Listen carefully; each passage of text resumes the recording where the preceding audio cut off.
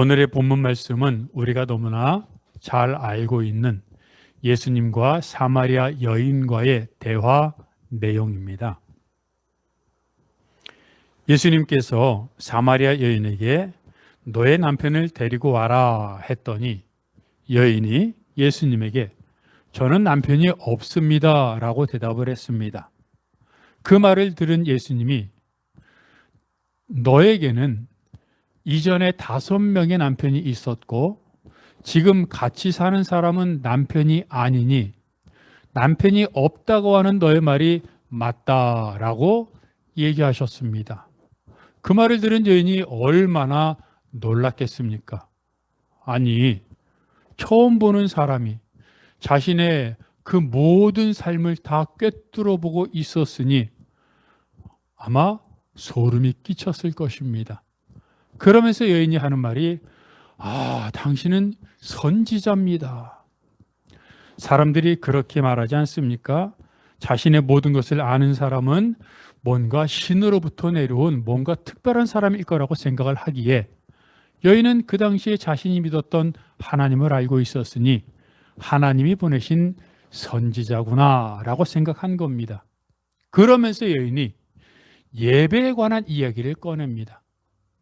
사람들은 이 여인이 왜 갑자기 남편에 대한 이야기를 하다가 예배로 주제를 전환했을까라고 생각을 하면서 아마도 계속해서 같은 주제를 얘기하다 보면 자기에 대해서 너무나도 잘 알고 있는 이분이 자신의 치부까지 자신의 모든 걸 꿰뚫어 보기에 더 이상 민망하고 창피해서 얼른 주제를 바꿨을 것이다 라고 말하기도 합니다. 충분히 그럴 수 있습니다. 보지도 않고 5명의 남편이 있었고 지금 사는 남자는 남편도 아니라고 하는 걸 알아버렸으니 자기가 살아온 삶을 얼마나 더 잘 알겠습니까? 그러니 얘기 주제를 확 바꾸는 것도 한 요령일 것입니다. 그런데 여러분 생각해 보십시오. 정말로 여인이 계속해서 얘기하면 자신의 치부가 드러날까 싶어 주제를 바꿨다고 할지라도 그 주제를 바꿀 때 갑자기 그동안 전혀 생각하지도 않았던 주제를 얘기하겠습니까? 아무리 사람이 아무리 영악하다고 해도 주제를 바꾸려면 평상시 그 사람의 생각, 머릿속에 있던 그 무엇인가로 주제를 전환하는 것이지 얼토당치도 않게 전혀 생각지도 않았던 주제로 전환되는 건 없습니다. 다시 말하면 여인이 자신의 남편 얘기를 계속 할 것 같으니까 주제를 갑자기 예배로 전환했다는 것은 이유와 동기가 무엇이든 간에 여인이 평소에 예배에 대해서 하나님께 드리는 예배에 대해서 관심을 갖고 있었고 많이 생각을 했었다는 것을 반증하고 있습니다. 여인이 하나님께 제사를 드리고 예배를 드리는데 관심이 있었다는 것은 무엇을 말합니까?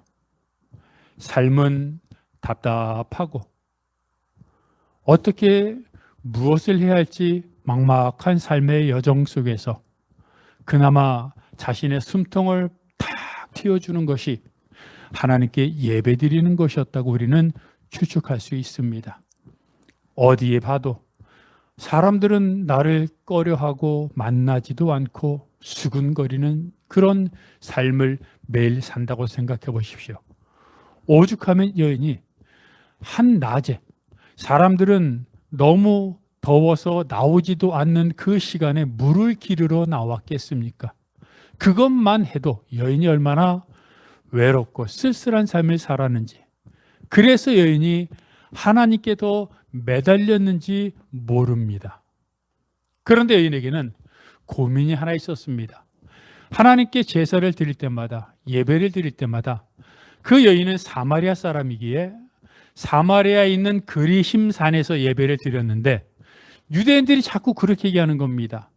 예루살렘에서 예배를 드려야 하나님이 받으신다. 그래서 오늘 본문 여러분 20절을 읽어봐도 우리는 이곳에서 사마리아에 있는 그리심산에서 예배를 드리는데 당신들은, 유대인들은 예루살렘에서 예배를 드려야 한다고 합니다 라고 하는 말 속에는 꺼림칙한 부분이 있는 겁니다. 그리고 사실 사마리아 사람들과 유대인들을 비교하면 종교적으로 또는 열정적으로 유대인들이 좀 더 앞서 있는 것을 사마리아 사람들도 알고 있었기에 나는 이곳에서 예배드리는데 예루살렘에서 예배드려야 된다고 하는 유대인들의 말을 들어보면 내가 지금 잘못 예배드리고 있는 것인가 하는 그런 우려 섞인 마음이 있는 겁니다. 사실 하나님이 솔로몬 왕에게 성전을 건축하라고 하셨죠. 그래서 솔로몬 왕이 예루살렘 성전을 건축했습니다. 그리고 그때는 모든 백성들, 유대, 사마리아, 갈릴리 모든 백성들이 예루살렘에 와서 예배를 드렸습니다. 그런데 그러다가 이스라엘이 남쪽 유다, 북쪽 이스라엘로 갈라졌지요. 그 다음부터 남쪽 유다는 예루살렘에서 예배드렸고 북쪽 이스라엘은 사마리아에서 예배드렸습니다. 그러다가 나중에 남유다, 북이스라엘이 모두 멸망했고 그런 정치적, 역사적, 종교적 우여곡절이 수없이 지나간 후에 지금은 유대인들은 예루살렘에서 그리고 사마리아 사람들은 유대인들과 상종하지 않으니까 자신들이 사는 사마리아에 있는 그리심산에서 예배를 드린 겁니다. 그런데 아까 말한 것처럼 종교적으로 좀 더 앞서 있는 유대인들이 예루살렘에서 예배드려야 돼라는 얘기를 들을 때마다 여인은 내가 지금 잘못 예배드리는 건가? 여기서 예배드리면 하나님이 예배를 안 받으시나? 그래서 내가 이렇게 열심히 예배를 드리고 나를 좀 구원해 달라고 나의 생활 환경을 좀 바꿔달라고 하는데도 내가 여전히 요 모양 요 꼴인 거는 혹시 내가 예루살렘에서 예배를 안 드렸기 때문에 그런 건 아닌가라는 마음이 있었던 겁니다. 그랬기 때문에 예수님이 선지자라고 인정을 한 후에 재빨리 여인의 마음속에 들었던 생각은 평소에 가지고 있었던 의구심, 불안감, 그리고 예배는 어디서 들어야 정말 진정한 예배가 드려질 수 있는가 하는 그런 질문을 했던 겁니다.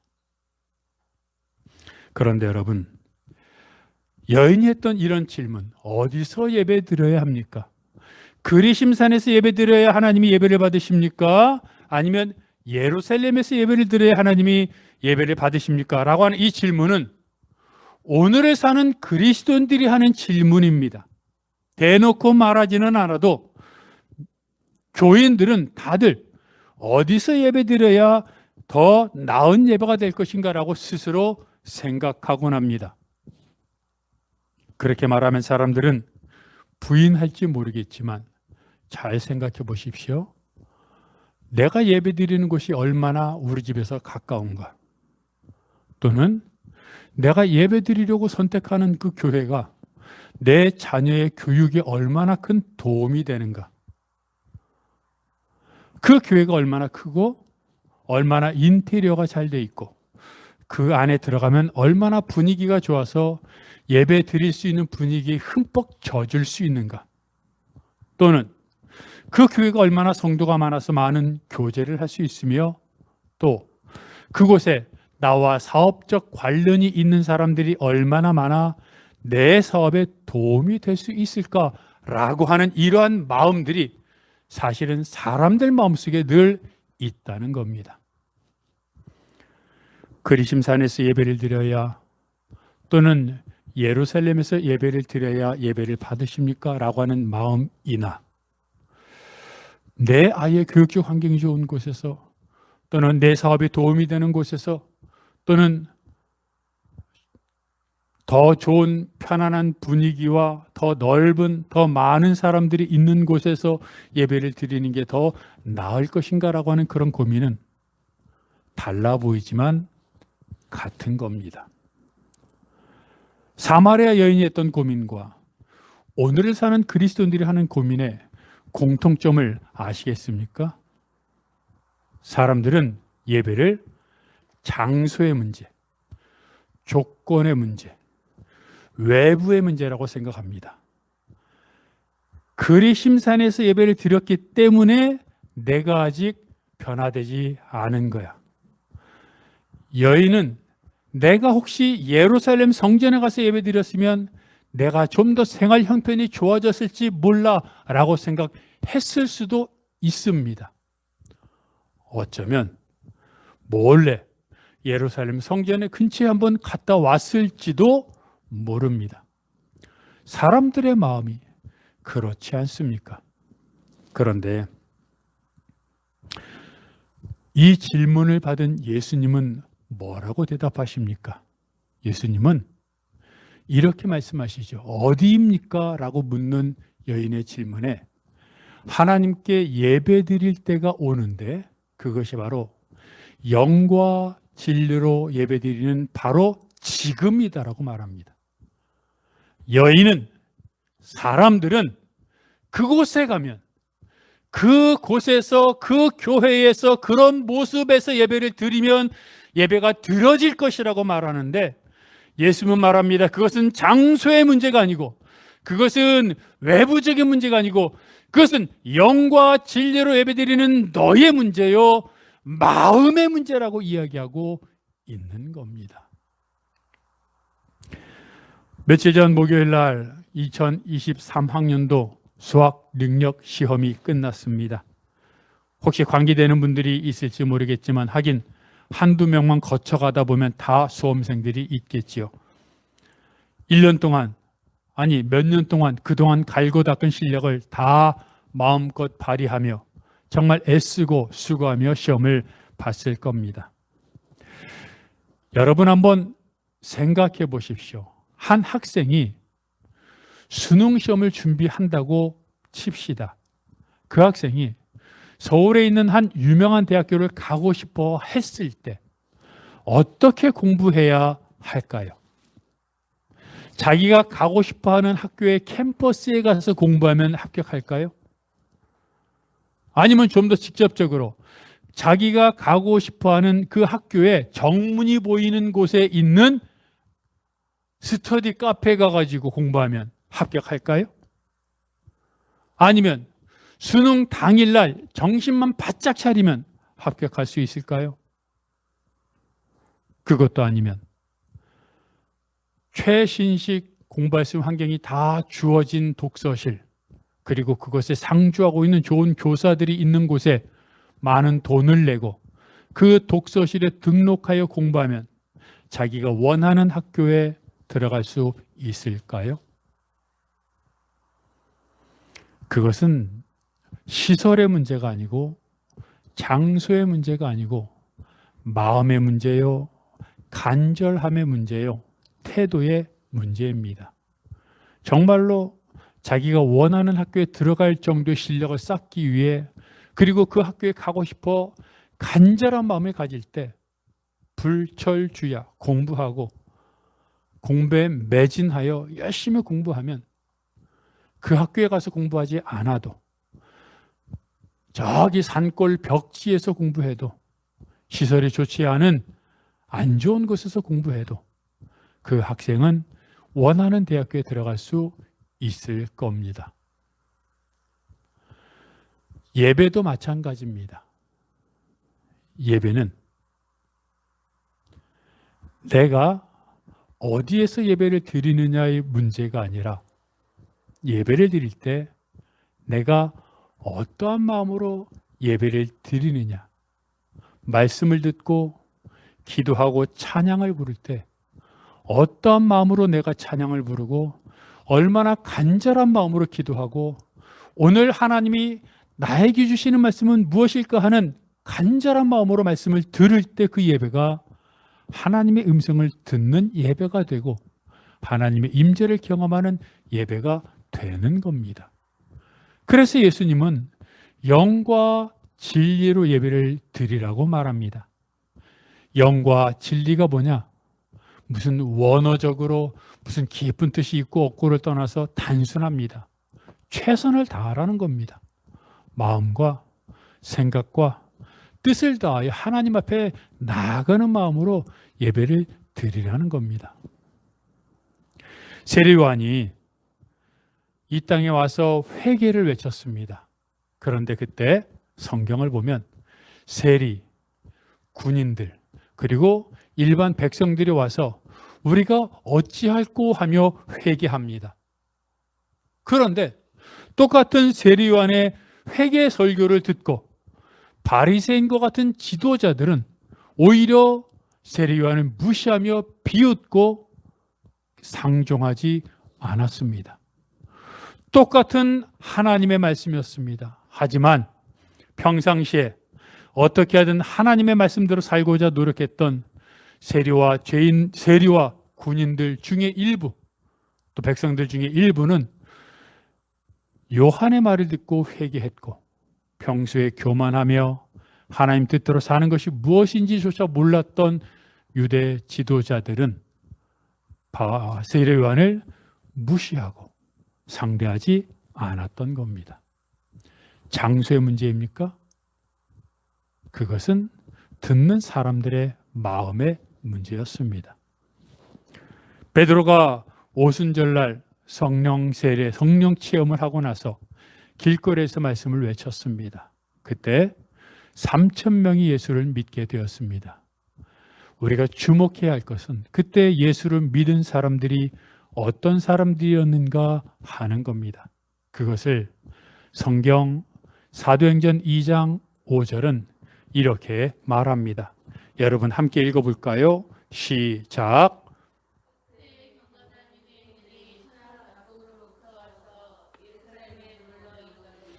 자, 뭐라고 말하고 있습니까? 베드로의 설교를 듣고 세례를 받고 예수를 영접했던 3,000명 그들은 경건한 유대인들이었습니다. 유대인 남자들은 1년에 3차례 하나님 앞에 나와야 했습니다. 그게 유월절, 칠칠절 또는 오순절이라고도 하죠. 초막절, 유월절, 칠칠절, 초막절 이렇게 3번은 하나님 앞에 나와야 했습니다. 그런데 생각해 보십시오. 하나님 앞에 3번 나온다는 게 쉬운 일이 아닙니다. 더군다나 이 율법은 유대에 사는 사람들에게만 해당되는 게 아니라 외국에 사는 유대인들에게도 해당되었기 때문에 외국에 사는 유대인들이 1년에 3번 하나님께 제사 드리려고 3번이나 온다는 게 얼마나 힘든 일이겠습니까? 지금처럼 비행기가 있는 것도 아닌데 아마 3번을 하나님께 제사 드리려고 오려면 1년 내내 허비할 것입니다. 그래서 이 3번 하나님 앞에 나와야 된다는 율법은 점차로 완화되기 시작했는데 어떻게 됐냐면 한 번이라도 되도록이면 3번에 가깝게 이렇게 완화되고 누그러졌습니다. 당연한 것 아닙니까? 그러다 보니까 사람들이 어떤 생각을 했느냐면 6월절을 지내기 위해 예루살렘에 오면 6월절로부터 50일이 지나면 칠칠절입니다. 오순절이죠. 그러니까 6월절을 지키기 위해 6월절 조금 전에 예루살렘에 와서 50일 동안 머물면서 오순절까지 지내고 떠나는 겁니다. 그러면 한 번에 6월절과 칠칠절, 즉 오순절을 지키니까 2번의 절기를 지키는 것 아니겠습니까? 그래서 사람들은 이왕 한 번 지킬 거 2번 지키면 좋겠고 또 2번 지키려면 왔다 갔다 다시 또 왔다 갔다 하는 것보다 6월절 전에 와서 6월절 지키고 50일 동안 머물다가 오순절을 지키고 떠나는 겁니다. 여러분, 이들의 열정을 아시겠습니까? 외국에 사는 사람들이 6월절을 지키고 오순절을 지키기 위해 50일 동안 오늘 본문에 뭐라고 말합니까? 예루살렘에 머물러 있더니라 그랬잖아요. 50일 동안 오순절을 지키기 위해 예루살렘에 머물러 있습니다. 이거는 인간의 이익이나 손해의 형량으로 따질 것이 아니라 열정으로만 이해할 수 있는 겁니다. 그래서 금방 읽었던 사도행전 2장 5절은 뭐랍니까? 경건한 유대인들이 예루살렘에 머물러 있더니 며칠을 머물렀던 겁니까? 최소한 50일 이상 머물렀던 겁니다. 왜 머물렀습니까? 6월절과 오순절을 지키려고 머물렀던 겁니다. 이 사람들이 어떤 사람들이요? 하나님의 율법을 지키기 위해 50일 동안 예루살렘에 머물렀던 경건한 유대인들이었기 때문에 성령 충만한 말씀을 듣고 그들이 예수를 영접하게 된 것입니다. 이들이 경건한 유대인들이었다는 것을 명심하십시오. 반면에 스데반 집사의 설교를 들었던 사람들은 어떻게 했습니까? 그들은 스데반 집사를 돌로 쳐 죽였습니다. 그러면 스데반 집사는 성령 충만한 설교를 안 했습니까? 성경 사도행전 6장을 쭉 읽어보면 스데반을 향하여 은혜와 권능이 충만하고 그리고 은혜와 성령으로 말했다고 말합니다. 심지어 사람들이 스데반의 얼굴을 쳐다보니 천사의 얼굴과 같았다고 말합니다. 이 이상 어떻게 성령 충만할 수 있습니까? 그런데 이런 스데반 집사를 사람들이 어떻게 했습니까? 스데반 집사를 잡아 끌고 공회로 왔습니다. 그들의 마음속에는 어떻게 해서든 스데반 집사를 죽여서라도 스데반 집사를 그들이 해치고 싶었던 겁니다. 그리고 스데반 집사의 설교를 듣고 나서 그들은 귀를 막고 소리를 지르며 돌을 던졌습니다. 같은 성령 충만이었습니다. 베드로도 스데반 집사도.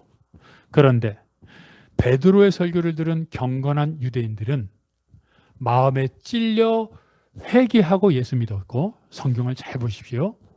그런데 스데반 집사 설교를 들은 이 완악한 사람들은 마음에 찔려 이를 갈고 귀를 막고 돌을 던졌습니다. 둘 다 마음에 찔렸는데 경건한 유대인들은 마음에 찔려 회개했고, 완악한 이 사람들은 마음에 찔려 이를 갈고 귀를 막고 돌을 던졌습니다. 이건 듣는 사람들이, 유대인들이 어떠했는지를 말해주고 있습니다. 무엇을 말하는 겁니까? 예수님은 영과 진리로 예배 드리라고 말했습니다. 그러면 사실 우리가 생각할 때 단순하지 않습니까? 그래, 그럼 지금 예배 때 영과 진리로 예배 드려야지. 졸리지만 꽉 참고, 딴 생각 들지만 참고, 집중하고, 말씀에 집중하고, 기도에 집중하고, 자, 정신 똑바로 차리고 두 눈을 부릅뜨고 쳐다보고 말씀 잘 들어야지 라고 생각하면 될 것 같지요. 그러나 이것은 그렇지가 않다는 겁니다. 왜냐하면 영과 진리로 예배드린다는 것은 계속 말한 것처럼 간절함의 표시고, 또한 지금 예배드리는 그 성도의 심리적, 신앙적 상태는 예배드리기 직전까지의 신앙의 총합이기 때문입니다. 현대인들이 가장 추구하는 것은 물질입니다. 그래서 보십시오. 요즘은 평생 직장이란 말보다는 어디가 대우가 더 좋은지, 어디가 더 월급을 많이 주는지, 어디가 더 복리 휴가를 주고 또 미래가 있는지를 알아 경험을 쌓고 자꾸 움직입니다. 그래서 일주일 내내 생각하는 것이 물질입니다. 돈입니다. 어떻게 하면 편하게 살까? 어떻게 하면 누리고 살까? 어떻게 하면 많이 쌓아놓고 살까? 어떻게 하면 더 좋은 집, 더 좋은 차, 더 좋은 옷. 그렇지 않습니까?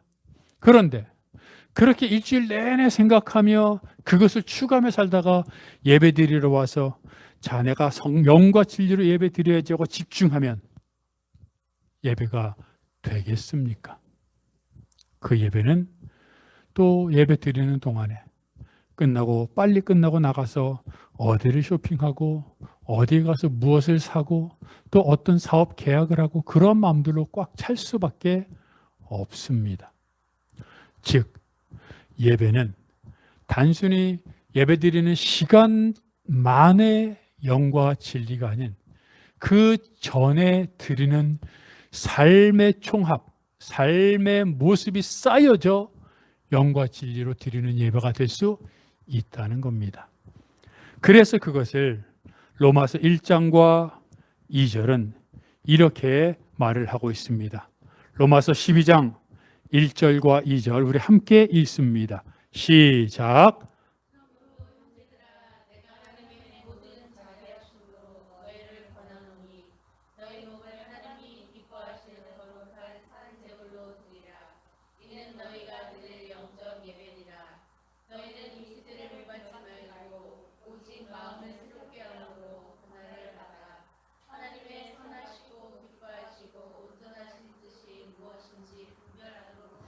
아멘. 지금 말하고 있는 것이 무엇입니까? 사도 바울은 말씀을 통해 예배를 얘기하는데 어떤 예배를 얘기하냐면 몸을 하나님께 산 제물로 드리는 예배를 말합니다. 우리 몸, 내 몸, 육체, 영, 혼, 다시 말하면 내 인생의 전체를 하나님 앞에 제물로 드리라고 말하고 있는 겁니다. 그런데 인생 전체를 하나님 앞에 제물로 드리는 방법이 무엇입니까? 그게 바로 2절에 나와 있는 겁니다. 하나님의 선하신 뜻이 무엇인지 분별하는 겁니다. 하나님의 기뻐하시는 뜻이 무엇인지 분별하는 겁니다. 하나님의 온전하신 뜻이 무엇인지 분별하는 겁니다. 그러기 위해서는 여기서 말하는 것처럼 이 세대를 본받지 않아야 합니다.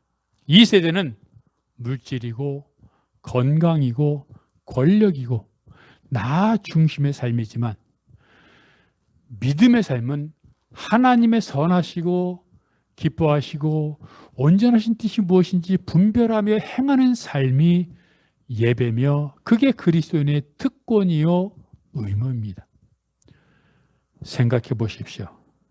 평상시 삶에서 내가 학교에 있든 집에 있든 회사에 있든 사업을 하든 친구를 만나든 누구와 있든 내가 있는 그 자리에서 하는 그 일을 하나님의 뜻에 맞게 하면서 살아가는 사람이 주일날 예배 와서 예배 드릴 때 영과 진리로 예배 드리는 것이지, 평소에 물질을 위해, 평소에 권력을 위해, 평소에 내 이익을 위해 사람들을 함부로 대하고 내가 원하는 대로 살았던 사람이 주일날 와서 하나님 앞에 예배 드릴 때 어떻게 영과 진리로 예배 드릴 수 있겠습니까?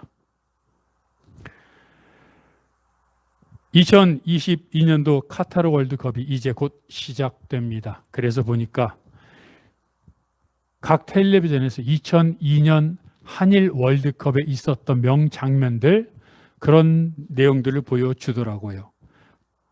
조금 봤는데 그때의 장면, 여러분 아마 2002년도에 축구를 했던, 그리고 그 응원의 자리에 있었던 그 열정, 그 짜릿한 감격이 다시 아마 되살아났을 것입니다. 이영표 선수를 아십니까? 그때 수비수였고 많이 인정을 받았죠. 근데 이영표 선수는 자신을 이렇게 말합니다. 나는 하나님을 위해 축구를 하는 예배자입니다. 나는 하나님을 위해 축구를 하는 예배자입니다. 원래 이영표 선수는 예수 믿는 사람, 예수를 안 믿었습니다. 그는 예수 믿는 사람들이 세뇌당한 사람들인데 자기가 세뇌당한 걸 모르는 사람들이라고 생각했습니다. 그리고 무엇보다 예수 믿는 사람들을 보고 믿을 생각이 안 들었습니다. 사랑하라고 하면서 사랑하지 않고 용서하라고 하면서 용서하지 않는 믿는 자들을 보면서 저렇게 믿어서 뭐해? 라는 생각을 하며 믿지 않았습니다. 그런데 믿게 된 계기가 있는데, 사람은 반드시 죽는다는 것을 알고 있었기에 그러면 나는 어떻게 살아야 되는가? 귀신이 있는 것을 믿었습니다. 그렇다면 어떤 영적인 존재가 또 있을 텐데 무엇일까? 여전히 믿는 사람들을 보면 믿을 생각은 안 들었는데, 그래서 이렇게 기도했다고 합니다. 하나님, 당신이 계시면 이 컵을 사라지게 했다가 나타나게 해주시고, 이 컵을 하늘로 올렸다가 내려주셔가지고 어떤 보이지 않는 영적인 존재가 있는 것을 깨닫게 해주십시오라고 기도했다고 합니다. 물론 그런 일은 일어나지 않았습니다. 그런데 나중에는 기도가 어떻게 바뀌었냐면, 하나님이 계시다면 내 생각이 바뀌게 해주십시오. 그런데 실제로 점차로 그의 마음속에 하나님을 믿는 마음이 생겼고 예수를 믿을 수밖에 없게 되었습니다. 그의 간증 이야기입니다. 계속해서 그거 간증하는 이야기인데, 예수를 믿고 나서 제일 먼저 마음에 들었던 하나님의 음성이 있었습니다. 무엇이었냐면, 얘야, 나는 항상 너와 같이 있었는데 너가 나를 믿지 못했기 때문에 나를 깨닫지 못한 거란다. 그리고 결정적으로 2002년 한일 월드컵 때 하나님의 이적을 경험했습니다. 2002년 한일 월드컵 개막 사흘을 앞두고 다쳤습니다. 연습을 하다가 훈련을 하다가 다쳤는데 그 다친 그것이 12cm 정도 찢어졌다고 합니다. 12cm 정도 근육이 찢어져서 목벌을 하고 다녀야 했고 약 6주간의 치료 그리고 재활까지 하면 3달 이상이 걸리는 그런 의료진의 판단이 나왔습니다. 얼마나 큰 절망이었습니까? 그 1년 반 전부터 월드컵이 시작되기 1년 반 전부터 그렇게 기도했다고 합니다. 월드컵 때 좋은 성적을 거둬서 인정받아 유럽 리그로 진출했으면 좋겠다라는 그런 기도를 드리고 있었다고 합니다. 그런데 개막을 사흘 앞두고 다쳤으니 그래서 뛰지도 못하게 되었으니 그가 얼마나 낙담했겠습니까? 그래서 하나님 앞에 울면서 계속해서 기도했습니다. 그런데 기도하는 가운데 자신의 마음을 돌아보게 됐고 자신의 마음속에 하나님을 향한 마음보다 월드컵을 통해 인정받고 더 진출하려고 하는, 더 인정받으려고 하는, 성공하려고 하는 마음, 즉 탐욕이 있었음을 깨닫게 되었습니다. 그래서 기도하면서 그런 마음을 내려놓게 되었습니다. 그는 간증하면서 이렇게 말합니다. 울면서 기도했는데 하나님이 이런 마음을, 이런 말씀을 하시더라는 겁니다. 너에게 가장 중요한 것이 무엇이냐? 하나님, 월드컵입니다. 그럼 나를 위해 월드컵을 포기할 수 있겠느냐? 어떻게 월드컵을 포기합니까? 근데 기도하는 가운데 한참 자신에게 있던 탐심을 다 내려놓고 주를 위해 살겠다고 얼마나 기도했겠습니까? 그 당시에. 나를 위해 월드컵을 포기할 수 있겠느냐 물어보실 때 예, 포기할 수 있습니다 라고 대답할 수 있었습니다. 그런데 여러분, 신기한 것은 그 다음 날부터 아프지 않더라는 겁니다. 그 다음 날부터 원래 기부스하고 목발을 하고도 아파서 쩔뚝거렸는데 그 다음 날부터 목발도 하지 않고 걸을 수 있었고 사흘 정도 뒤부터는 뛸 수도 있었습니다. 그래서 그는 올림픽이 월드컵이 개막된 지 첫 번째, 두 번째 게임을 뛰지 못했고 세 번째 게임인 포르투갈전부터 뛸 수 있었습니다. 이건 기적입니다. 그래서 의료진들 사이에서는 자신들이 오진한 것이 아닌가라는 그런 이야기도 나왔었다고 합니다. 그리고 포르투갈전에서 뛰었는데 원래 축구 선수가 10일 정도 훈련을 안 하고 뛰지 않으면 체력이 딸려서 90분 동안 뛸 수가 없다고 합니다. 그런데 포르투갈전에서 90분을 뛰는데 전혀 힘들지가 않았습니다. 그리고 여러분, 그때 무슨 일이 있었습니까? 포르투갈전에서 이영표 선수가 찼던 어시스트 골이 박지성 선수의 그 발을 통해 골인이 됐습니다. 그리고 16강전에 들어갈 수 있었습니다. 그때 믿는 축구 선수들이 다 같이 잔디밭에 꿇어서 기도했던 장면 우리가 지금도 기억합니다. 더 신기한 것은 그리고 나서 이탈리아전이었습니다. 이탈리아전에서 이영표 선수가 찼던 어시스트한 골이 안정환 선수의 발을 통해 골인이 되었고 그걸로 인해서 8강 진화가 연출이 되었습니다. 뛸 수 없었던 3개월 동안의 재활을 해야 겨우 완쾌될 수 있었던 그 몸 상태가 하나님 앞에 다 내려놓고 나니까 그 다음 날부터 아프지 않았던 이적 같은 일. 더 신기한 것은 월드컵이 끝나고 나서 6개월 정도 온누리교회 가서 온누리교회 성도 집사니까 그곳에 가서 새벽 기도를 매일 했다고 합니다. 어느 날 2002년 11월 24일 주일 예배 때 예배를 드리며 찬양을 부르고 있는데 갑자기 강한 감동이 밀려오면서 눈물이 흐르기 시작했습니다. 하나님이 이렇게 말씀하셨다는 겁니다. 내가 너를 유럽에 보내겠다. 근데 여러분, 그 하나님의 음성을 듣고 나서 정확하게 2주 후에 히든크 감독으로부터 연락이 왔습니다. 그리고 5주 후에 계약서에 사인을 하고 유럽의 네덜란드 아인트호벤에 입단하여 선수로 뛸 수 있었습니다. 이영표 선수는 이렇게 말을 합니다. 저에게 축구는 예배입니다. 저의 실력과 위치를 인정하고 겸손히 무릎 꿇고 고난과 역경을 이겨냅니다. 성공과 실패가 중요하지 않습니다. 오직 한 곳을 향해서 달려갈 뿐입니다. 제 역할을 다할 때 아름다운 기적이 일어납니다. 저는 하나님을 위해 축구를 하는 예배자입니다. 예배는 하나님을 만나는 기적의 시간입니다. 예배는 하나님의 음성을 듣는 시간이고 하나님의 임재를 경험하는 시간입니다.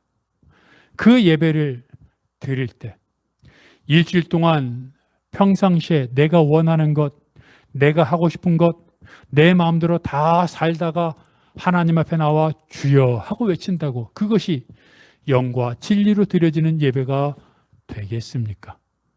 이영표 선수가 말한 것처럼 축구 연습하고 경기에 나가고 이 모든 것을 예배라고 생각하여 나에게 주어진 매일의 삶을 통해 하나님을 만나고 아니 하나님을 만나기 위해 나아가고 나름 기도하고 말씀 보고 어찌하든 하나님과 동행하려는 삶을 살다가 예배 시간에 예배를 드릴 때 그 예배가 영과 진리로 예배드려지는 것입니다. 그리고 그 예배를 통해 하나님의 음성을 듣습니다. 하나님의 임재를 경험합니다. 썩어있던 그리고 뒤틀려 있던 내 마음이 치유됨을 경험하고 주를 위해 살겠다는 다짐과 헌신과 평안함을 누리게 됩니다. 이게 예배입니다. 영과 진리로 드리는 예배는 한 시간의 예배를 통해서도 이루어질 수 있지만 그것을 위해서는 삶으로 드리는 내 삶의 예배를 통해 하나님을 만나고 그리고 그 결정적인 순간이 예배 시간인 것입니다. 여러분, 하나님을 날마다 만나며 누리고 싶지 않습니까? 정말 하나님의 음성을 들으며 하나님과 동행하고 싶지 않습니까? 수많은 가족의 문제, 수많은 기도 제목들 넉넉히 바라보기만 하지 않고 그 문제 순간순간마다 그 모든 상황마다 하나님의 음성을 듣고 하나님의 뜻을 알고 하나님의 마음을 담아 하나님께서 원하시는 길로 걸어가고 싶지 않습니까? 그러기 위해서는 매일의 삶을 통해 하나님에 나아가고 그리고 또 나아가고 또 나아가고 그리고 결정적으로 예배를 통해 하나님께 집중할 때 하나님의 은혜가 내려짐을 경험하고 체험하여 오늘도 내일도 우리가 인생을 마치는 그 순간까지 하나님의 임재를 경험하며 살아가는 여러분들이 되시기를 주님의 이름으로 축복합니다.